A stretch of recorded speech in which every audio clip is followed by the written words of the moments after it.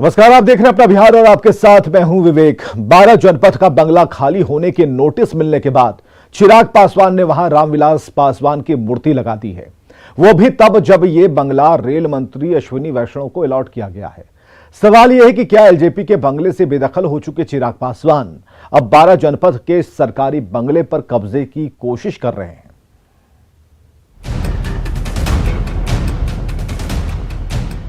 यही वो 12 जनपद है जिस बंगले में पूर्व केंद्रीय मंत्री रामविलास पासवान 3 दशकों तक रहे, चाहे वो सरकार में मंत्री हो या विपक्ष के सांसद। अब उसी 12 जनपद में उनकी प्रतिमा लगा दी गई है, वो भी चुपचाप, बिना किसी शोर शराबे के। इस बंगले के अंदर आप देख सकते हैं, जैसे गेट से एंट्री करते हैं सीधे रामविलास पासवान की एक प्रतिमा लगाई गई है और प्रतिमा के बिल्कुल दूसरी तरफ बगल में एक कमरा है, वहां पर रामविलास पासवान स्मृति का बोर्ड भी लग गया है। 12 जनपद में रामविलास पासवान की यह प्रतिमा तब भी लगा दी गई जबकि इसे खाली करने का नोटिस दे दिया गया है और बंगले को केंद्रीय रेल मंत्री अश्विन वैष्णव को अलॉट किया जा चुका है।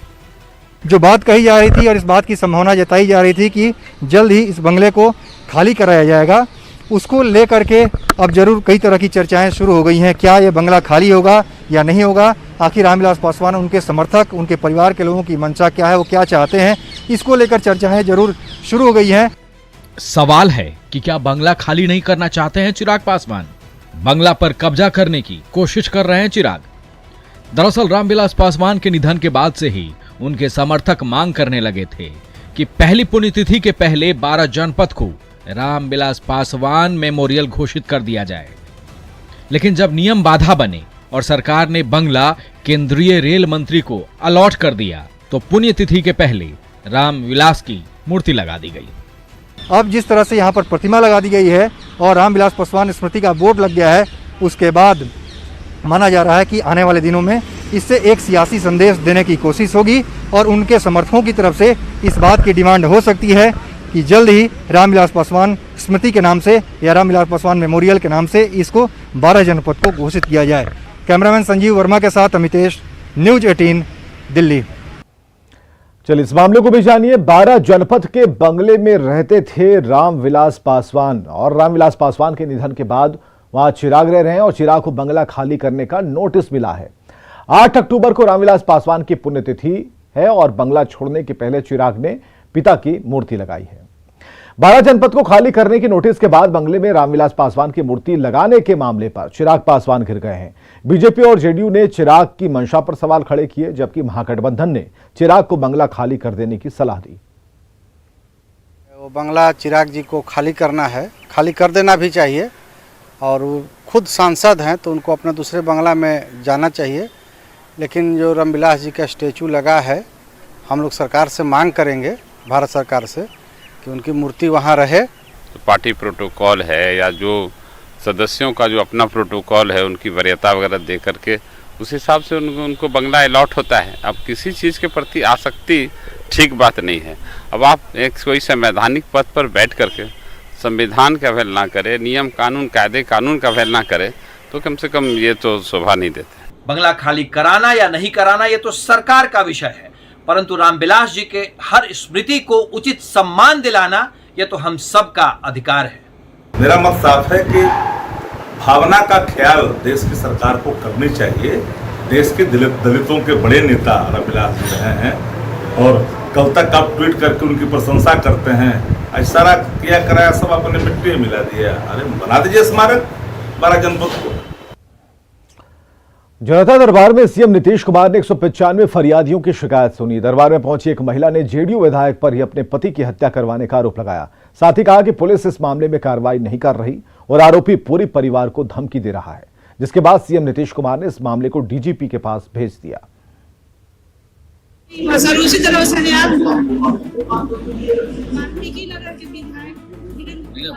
मेरे पति के हत्यारे खुलेआम घूम रहे हैं, यह आरोप है उस महिला का जो मुख्यमंत्री नीतीश कुमार के जनता दरबार में फरियाद लेकर आई थी। वाल्मीकि नगर की कुमुद वर्मा ने आरोप लगाया कि उनके पति की हत्या के पीछे वाल्मीकि नगर से जेडीयू विधायक धीरेन्द्र प्रताप सिंह उर्फ रिंकू सिंह का हाथ है और हत्यारे अब भी खुलेआम घूम रहे हैं। कुमुद वर्मा के सनसनीखेज आरोप को गंभीरता से लेते हुए मुख्यमंत्री ने इस मामले को डीजीपी के पास भेज दिया। मेरे पति की हत्या समस्या क्या है? वाल्मीकि नगर के विधायक पति की हत्या हो गई तो क्या केस हुआ उस पर? जी हुआ। क्या हुआ? एक्शन नहीं हुआ है? एक्शन नहीं हुआ सर, उसी तरह से आपके पति की हत्या हुई, हम डीजीपी को दे रहे हैं। मुख्यमंत्री नीतीश कुमार ने मामले की गंभीरता को समझते हुए इसमें डीजीपी को दखल देने का निर्देश दिया है। हालांकि कुमुद वर्मा डीजीपी के आश्वासन से संतुष्ट नहीं है। वो तो मानने के डीजीपी मुख्यमंत्री जी हमको डीजीपी के पास भेज दिए। डीजीपी साहब कह रहे कि आप किसी पर एलिगेशन लगा दीजिएगा तो हम किसी को गिरफ्तार कर लेंगे, जबकि मेरे सामने की घटना है, मेरे आंख के सामने, मेरे मौजूदगी में। आपने ये कैसे जाना कि विधायक ही वो थे जिन्होंने? विधायक को हम पहचानते हैं, मैं हाँ वहाँ मौजूद थे, वही बोले कि और उनके पास खड़ा बंदूकधारी आदमी उनके कहते हुए गोली मार दी। सीएम के जनता दरबार में एक और महिला अपने पति के हत्यारों को सजा दिलाने की मांग लेकर पहुंची थी। महिला फरियादी ने आरोप लगाया कि थानाध्यक्ष की आरोपी से मिलीभगत है, जिसकी वजह से आरोपी 17 दिन बाद ही जेल से बाहर आ गया और अब उनके पूरे परिवार को धमकी दे रहा है। बोलता है क्या तो हम मुखिया के मार के 17 दिन में हरा सकते हैं, तो हम आप लोग को क्या, आप लोग कभी मारेंगे हमको? हम अपनी पत्नी को चुनाव लड़ा रहे हैं सर। मुख्यमंत्री के जनता दरबार में फरियाद सीतामढ़ी के उस सिपाही ने भी लगाई जिसे 2019 में किसी मामले में फंसाकर जेल भेज दिया गया था, लेकिन कोई सबूत और साक्ष्य नहीं होने की वजह से वो कोर्ट से बरी हो चुका है और ऐसे में उसे फिर से नौकरी पर रखा जाए। जनता दरबार में एक शख्स ऐसा भी आया था जिसकी जमीन पर चल रहे होटल में मिली शराब के बाद उसकी जमीन को नीलाम किया जा रहा है। फरियादी का कहना है कि उसने जमीन किराए पर दी थी और किराएदार ने अगर ऐसा किया तो उसमें मेरी क्या गलती है? आप जमीन किराए पे दिए थे, 2.25 कट्ठा मकान के लिए ही उतने सा जमीन है, अलावा जमीन नहीं है। मुख्यमंत्री के जनता दरबार में हर सोमवार को फरियादियों की भीड़ जुटती है। सवाल है कि जो काम अधिकारियों को करना चाहिए था वो मुख्यमंत्री को क्यों करना पड़ रहा है। न्यूज 18 के लिए पटना से शैलेंद्र के साथ ब्यूरो रिपोर्ट। जातीय जनगणना पर सीएम नीतीश ने कहा कि उन्होंने अपनी बात पीएम के सामने रख दी है, इस पर फैसला केंद्र सरकार को करना है। अभी तक केंद्र सरकार की ओर से कोई जवाब नहीं आया है। जातीय जनगणना समाज को जोड़ने के लिए जरूरी है। अभी कहाँ आएगा तो हम तुरंत बताएंगे, अभी कहाँ आया। वो देखिए, इस सब चीज पर हमको कुछ कहना है।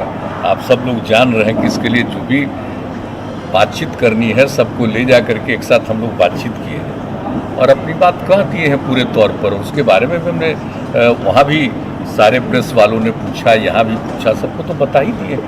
अब करना, निर्णय लेना तो केंद्र सरकार का काम, और अभी तो उसकी शुरुआत हुई नहीं, इसलिए भी किसी चीज के बारे में मालूम तो है नहीं। हर साल सितंबर में कहर बरपाने वाली बाढ़ इस बार बिहार में पहले से ही कहर बरपा रही है और इस वक्त 13 जिले बाढ़ की चपेट में हैं। इस साल भी बाढ़ से भारी नुकसान होने की संभावना है। बाढ़ से हुए नुकसान का जायजा लेने के लिए आज केंद्रीय टीम बिहार पहुंची है। 6 सदस्यीय केंद्रीय टीम 2 दिनों तक प्रभावित जिलों का दौरा करेगी। केंद्रीय टीम के दौरे से बिहार को उम्मीद है।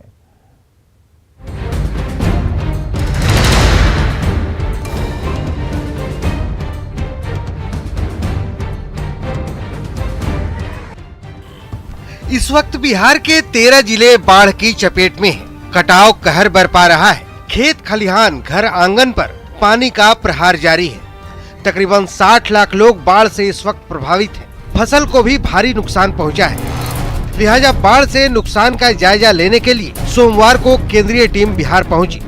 केंद्रीय टीम बाढ़ प्रभावित जिलों का दौरा कर बाढ़ से हुए नुकसान का आकलन कर रही है। सर्वेक्षण से पहले केंद्रीय टीम ने राज्य सरकार के अधिकारियों के साथ बैठक की। केंद्रीय टीम के दौरे से बिहार को बड़ी मदद की उम्मीद है। तो आती है, जब कहीं भी फ्लड होता है, इस तरह की स्थिति होती है, तो राज्य सरकार की तरफ से जाता है कि देख लीजिए, ताकि केंद्र सरकार आती है और उनको लगता है कि कुछ मदद करे तो मदद करती है। तो बार बार किया जा रहा है। हम लोग तो अपनी तरफ से कर ही रहे हैं, लेकिन अब वो आ करके देखेंगे और देख करके उनको लगेगा कि हाँ इसमें मदद करनी चाहिए तो मदद करेंगे। ये हर साल रिक्वेस्ट किया जाता है कि आ करके देख लीजिए और कितना ज्यादा इलाका प्रभावित है।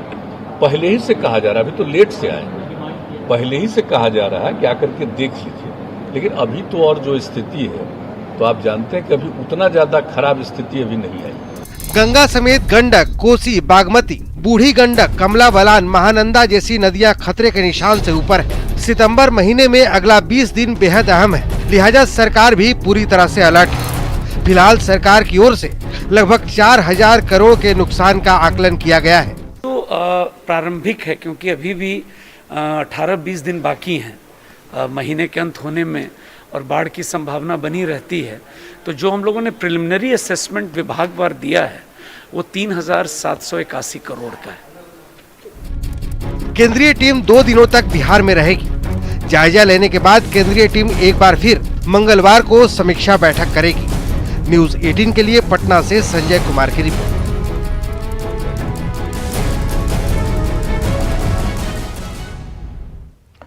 सीएम नीतीश कुमार ने कहा है कि कोरोना से जनजीवन बुरी तरह से प्रभावित हुआ, लेकिन केंद्र और राज्य सरकार मिलकर काम कर रही है और उम्मीद है कि जल्द ही जिंदगी पटरी पर लौटेगी। सीएम ने कहा कि इस साल बाढ़ से 57 लाख से ज्यादा की आबादी प्रभावित हुई, लेकिन अभी तक राज्य में सूखे जैसे कहीं भी हालात नहीं है। न सिर्फ जांच करवाते हैं बल्कि उसका टीकाकरण करवाते हैं, तो ये सब काम तो किया जा रहा है और इस काम में केंद्र सरकार का भी कितना ज्यादा इन्वेस्टमेंट है और राज्य सरकार का भी कितना इन्वेस्टमेंट है। तो सब लोग लग करके आप देख रहे हैं ना कि एक साल में ही पिछली बार ही जो हुआ था तो किस तरह से हम लोग इसके लिए काम कर रहे हैं। आप समझ लीजिए कि कैसा हुआ, मतलब आप समझ लीजिए कितना तरह से 10,000 करोड़ रुपया से ज्यादा हम लोगों ने, राज्य सरकार ने खर्च किया और अभी भी हम लोग कर रहे हैं। और जब किसी का डेथ होता है तो कहाँ इतना मिला, हम लोग 4 लाख रुपया शुरू से ही दे रहे हैं। हमने आज से 1 सप्ताह पहले ही जो आकलन किया था उसी में लगभग 57 लाख लोग प्रभावित हो गए थे और सबके लिए राहत का काम हम लोग कर रहे हैं, करवा रहे हैं। और भी कहीं कहीं कुछ आ रहा है तो कहीं तो बहुत तेजी से पानी बढ़ा फिर घटा है, लेकिन अभी कैसे कह सकते हैं कि कहीं फिर से नहीं आ जाए, सचेत तो रहना ही है। अभी सूखे की स्थिति नहीं है, अभी सूखे की स्थिति की रिपोर्ट नहीं आई है। वैसे नियमित तौर पर लोग देखते हैं, कहीं जगह पर तो मतलब नुकसान हुआ है और साउथ बिहार में भी अनेक जगहों पर उसका नुकसान हुआ था, तो उन सब जगहों पर भी तो जो लाभ देना चाहिए उसके लिए डायरेक्शन दिया हुआ है। लेकिन अगर कहीं सूखा की स्थिति आएगी तो उस पर भी नजर रखी जा रही है, तो जो सूखा से पीड़ित होंगे उनको भी सहायता हम लोग देंगे, इसमें कोई शक नहीं। झारखंड विधानसभा में नमाज पढ़ने के लिए अलग से कमरा अलॉट करने के झारखंड सरकार के फैसले का बिहार बीजेपी ने विरोध किया और इस फैसले पर सवाल उठाए हैं। झारखंड में बिल्कुल गलत किया गया है। धर्मनिरपेक्ष कहने को संविधान में धर्मनिरपेक्षता है तो तुष्टीकरण नहीं होना चाहिए और ये तुष्टीकरण की प्रकाष्ठा है। अगर किए हैं तो सभी धर्मों के लिए भी ऐसा प्रार्थना के लिए, हनुमान चालीसा पढ़ने के लिए, नमाज के लिए जगह दें। तो आप बिहार के विधायक हैं तो आप भी मांग करते हैं कि बिहार विधानसभा में ऐसी कुछ होनी चाहिए? बिहार विधानसभा में भी दे प्रार्थना के लिए, हनुमान चालीसा पढ़ने के लिए। मंगल उनको शुक्रवार को छुट्टी होती है तो हमको मंगलवार को छुट्टी दे। कोसी और सीमांचल इलाके में बड़े पैमाने पर धर्मांतरण का खेल चल रहा है। सुपौल का एक वीडियो वायरल है जिसमें लोगों को ईसाई धर्म की जानकारी दी जा रही है। स्थानीय लोगों को कहना है कि इलाके में ईसाई मिशनरियां सक्रिय हैं और गांव को लोगों को धर्म परिवर्तन कराया जा रहा है। सुपौल में धर्मांतरण कराने का वीडियो वायरल हो रहा है। वायरल हो रहा वीडियो भपटियाही का बताया जा रहा है। वीडियो में लोगों को ईसाई धर्म की जानकारी दी जा रही है और उनका धर्म परिवर्तन कराया जा रहा है। दरअसल सुनियोजित तरीके से ईसाई मशीनरियों द्वारा लोभ, लालच एवं अंधविश्वास के माध्यम से लोगों का धर्मांतरण कराया जा रहा है। बहुत लोग आता था लेकिन हम कभी नहीं आए। ईसाई के बारे में बताया? हाँ, ईसाई धर्म के विषय में जो ये मंत्र पढ़ाता होगा वो यही जानेगा, हम नहीं जानते। एक दिन पहले भी सुपौल से ऐसी ही खबर आई थी जहां एक महिला का जबरन धर्म परिवर्तन कराए जाने का दबाव डालने का आरोप लगा है। पीड़ित महिला से यौन शोषण किए जाने का भी आरोप है। 2 महीने के बाद आरोपी की कैद से छूटने के बाद महिला ने जब थाने में लिखित शिकायत दर्ज कराई तो पुलिस ने कार्रवाई करते हुए आरोपी मोहम्मद कलीम को गिरफ्तार कर लिया है। और एक बार फिर से धर्मांतरण का वीडियो सामने आने के बाद लोगों में आक्रोश देखा जा रहा है। पटना सिटी के मदरसा हुसैनिया में नियुक्ति में भ्रष्टाचार का आरोप लगाते हुए अभ्यर्थियों ने हंगामा किया और इस दौरान और कमेटी के सदस्यों के बीच मारपीट हुई। अभ्यर्थियों ने कमेटी के सदस्यों पर रुपए लेकर नियुक्ति का आरोप लगाया है। मदरसा में 4 पदों के लिए नियुक्ति होनी थी। मदरसा के सचिव ने बताया कि कमेटी के कोषाध्यक्ष पद से बर्खास्त किए गए मोहम्मद सज्जाद अपनी पत्नी और साले की नियुक्ति कराना चाहते हैं, लेकिन इसे लेकर दबाव बनाया जा रहा है। उन्होंने बर्खास्त कोषाध्यक्ष और उनके समर्थकों पर मारपीट करने, जरूरी कागजात लेकर भागने का आरोप लगाया। ये हम लोगों का डिमांड है। यहाँ पे नियुक्ति को लेकर के इसमें घोटालेबाजी हुई है, इसी को लेकर के यहाँ पे विरोध प्रदर्शन हो रहा है। और यहाँ पे जो है कल आज के डेट में यहाँ इंटरव्यू और ये एग्ज़ाम्स होना था, लेकिन ये किसी कारण से रद्द हुआ, लेकिन किसी स्टूडेंट्स को ये बताया नहीं गया। मामला ये है कि जिसको हटाया गया ट्रेजर से शहजाद को, उनकी बीवी का उनके साले का दोनों का दरख्वास्त आया है बहाली के लिए। तो हम कहा कि बहाली अपार्टमेंट कमेटी करेगी, अब वहाँ से जो एक्सपर्ट आएंगे वही करेंगे। उस पर उन लोगों ने हमको मारा पीटा है ऑफिस के अंदर और सारे कागजात को उठा के फेंक दिया है। और खबर है पटना से, जहां पुलिस ने प्रदर्शन कर रहे एनएसयूआई के छात्रों पर लाठीचार्ज किया है। प्रदर्शन कर रहे 6 छात्रों को सचिवालय थाना पुलिस ने हिरासत में लिया। बताया जा रहा है कि एनएसयूआई के छात्र राजभवन मार्च करने जा रहे थे।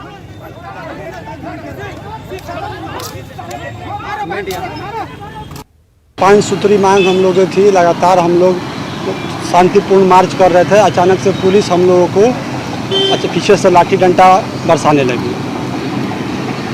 कितने लोगों को लिया गया है? 6 लोग हम लोग हिरासत में जी।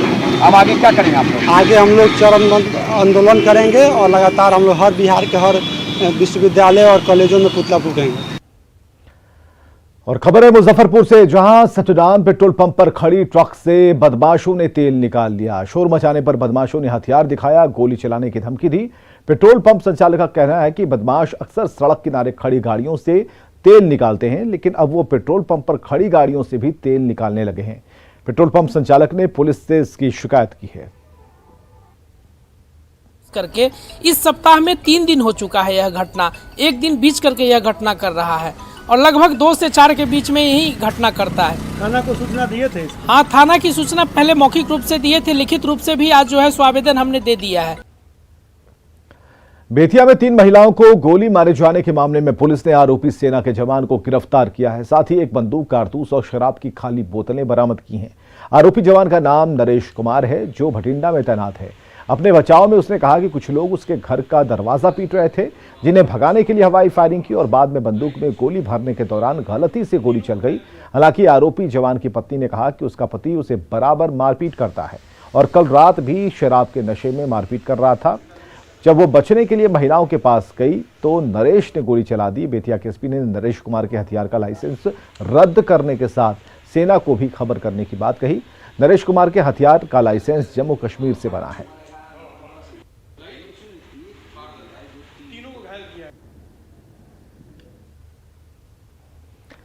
बिहार में अब तक 4 करोड़ लोगों को कोरोना का टीका दिया जा चुका है। फिलहाल 2 दिनों का मेगा कोरोना वैक्सीनेशन ड्राइव चल रहा है। सरकार ने दिसंबर तक 6 करोड़ लोगों का टीका देने का लक्ष्य रखा है, जो अब दूर नजर नहीं आ रहा। कोरोना को मात देने के लिए लगातार वैक्सीनेशन अभियान जारी है। इसी क्रम में सोमवार और मंगलवार को एक बार फिर वैक्सीनेशन का महाअभियान चलाया जा रहा है। पटना के पाटलिपुत्र अशोका में भी केंद्र बनाया गया है। कोरोना की तीसरी लहर की आशंका के बीच वैक्सीनेशन में तेजी की जा रही है। इसी कड़ी में 2 दिनों का मेगा वैक्सीनेशन इवेंट का प्लान किया गया है। इस बड़े आयोजन में बड़ा रिकॉर्ड बनाने के लिए ज्यादा से ज्यादा लोगों को टीका लगाने का एक बड़ा लक्ष्य रखा गया है। इससे ग्रामीण और शहरी दोनों क्षेत्र के लोगों को टीकाकृत कर लक्ष्य प्राप्त किए जाएंगे। सभी जिलों के स्वास्थ्य विभाग को अलग अलग लक्ष्य दिया गया है। पटना में भी 6 और 7 सितंबर को 3 लाख लोगों को टीका देने का लक्ष्य रखा गया है, जिसमें 40 टीका एक्सप्रेस की भी मदद ली जा रही है। बिहार सरकार ने 6 महीने में 6 करोड़ टीका का लक्ष्य रखा है। इसी के तहत ये कार्यक्रम चलाए जा रहे हैं। पंचायत चुनाव के दूसरे चरण की अधिसूचना जारी हो गई है। कल से 34 जिलों के 48 प्रखंडों में नामांकन शुरू होगा, जो 13 सितंबर तक चलेगा। उम्मीदवार 18 सितंबर तक नाम वापस ले पाएंगे और उसी दिन चुनाव चिन्ह आवंटित कर दिया जाएगा। वोटिंग 29 सितंबर को होगी, जबकि मतगणना 1 और 2 अक्टूबर को होगी। कुल आज द्वितीय चरण में 48 प्रखंडों में अधिसूचना जारी की गई है, जिसमें नाम निर्देशन 7 तारीख से लेकर के 13 तारीख तक प्राप्त किया जाए। 16 तारीख तक समीक्षा की जाएगी और अभ्यर्था वापसी की तिथि 18/9 है। प्रतीक आवंटन भी उसी दिन 18/9 को किया जाएगा एवं 29 तारीख को मतदान किया जाएगा। और खबरें लगातार जारी हैं, बने रहिए हमारे साथ।